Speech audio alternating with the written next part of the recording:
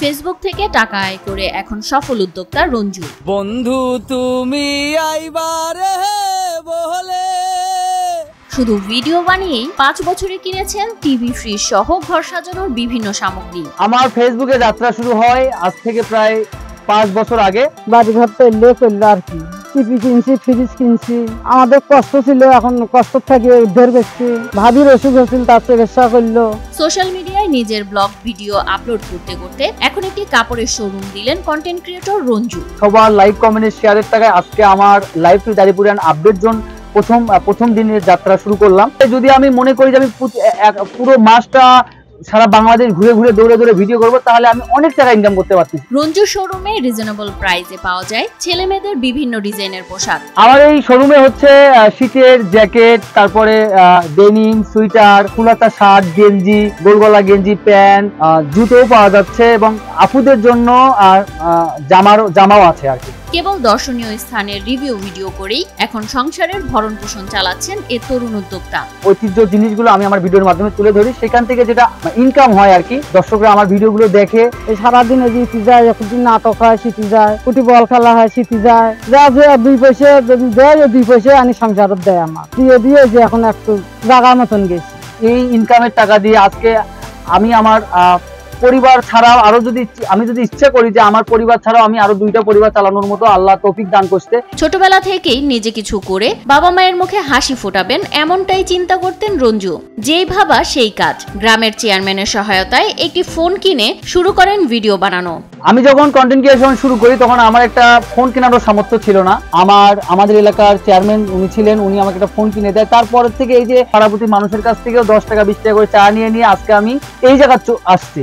নিজের verified Facebook আইডিতে বিভিন্ন ভিডিও আপলোড করতেন রঞ্জু। এরপর এক ছোট ভাইয়ের সহায়তায় ফেসবুকে লাইভ টিভি দারিয়াপুর নামের একটি পেজ খুলেন তিনি। প্রতিদিন সেই পেজেই নিজের সব ভিডিও আপলোড করতে থাকেন রঞ্জু। আমার হচ্ছে একটা প্রোফাইল আছে নাট্যকর্মী রঞ্জু, সেখান থেকে বিভিন্ন খেলা, বিভিন্ন জায়গায় গিয়ে অনুষ্ঠানে গিয়ে লাইভ করতাম। আমি আমার মেহেদি হাসান মুন্না নামে এক ছোট ভাইয়ের কাছ থেকে একটা পেজ খুলে নিই। আমাকে যারা সবসময় আমাকে নিয়ে ভাবেন, তাদের সহযোগিতায় আমি একটা লাইভ টু দারিয়াপুর নামে ফেসবুক পেজ ক্রিয়েট করি। ভালো খারাপ শত মন্তব্যকে বুড়ো আঙুল দেখিয়ে আজ সফল উদ্যোক্তা এই কন্টেন্ট ক্রিয়েটর। সবাই কয় তোমার ছেলে হলো ইতি যায় অতি যায়, আমি এলে কানত নেই নেই। তো ছেলে আইসে আমি বলি তাকে বলে তোরা দোয়া করো, আমি একদিন মানুষ হবো। শুরুতে জার্নিতে তার যে স্ট্রাগলটা, এইটার পরবর্তী সময়ে বর্তমানে আমরা খেয়াল করতেছি যে তিনি এই যে কষ্ট করতে করতে এখন অব্দি এসেছেন, এখন কিন্তু সফল।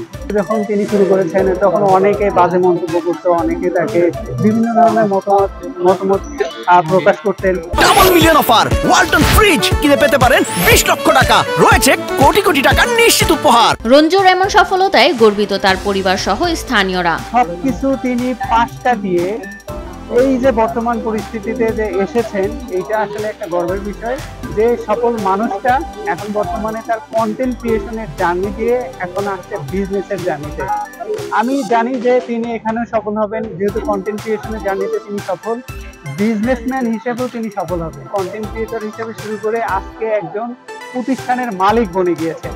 আমরা চাই সে ভবিষ্যতে আরো ভালো কিছু করুক। কন্টেন্ট ক্রিয়েটর হিসেবে ওনার কাছে আমার অনেক জানার আছে, যেটা আছে বোঝার আছে, সে একজন মেধাবী কন্টেন্ট ক্রিয়েটর। এখন গাইবান্ধা সদর উপজেলার রঞ্জুর সাথে একটি সেলফি তুলতে, এমনকি একটি ভিডিও বানাতে দূর দূরান্ত থেকে ছুটে আসেন বিভিন্ন বয়সী মানুষ।